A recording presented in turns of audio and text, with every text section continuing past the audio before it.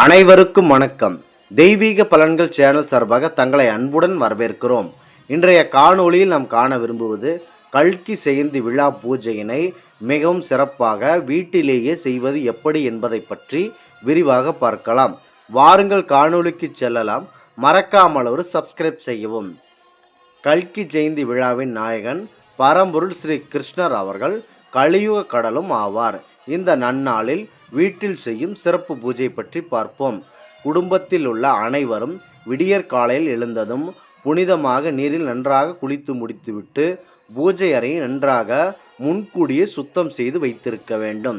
ஸ்ரீ மகாவிஷ்ணு அவர்களுடைய தெய்வ படங்கள் ஒன்றாக இருந்தால் அவற்றை ஒன்றோடு ஒன்றாக இரண்டாக சேர்த்து அதற்கு 2 மாலைகள் இட வேண்டும்.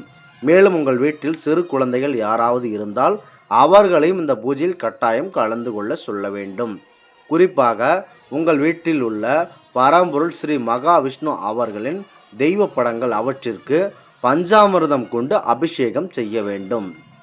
மேலும் உங்கள் வீட்டில் உள்ள முதிர்ந்த பெரியோர்களும் அல்லது நோய்வாய்ப்பட்டு இருக்கின்ற வீட்டில் யார் இருந்தாலும் சரி, அவர்கள் அனைவருமே இந்த இடத்திற்கு அழைத்து அவர்களின் கையால் ஒரு சிறிய 3 பூக்களை ஸ்ரீ திருமால் அவர்களின் தெய்வ படங்களின் மீது தூவி அந்த 2 பூக்களையும் பூஜை முடியும் வரை உள்ளங்கையில் வைத்திருக்க வேண்டும்.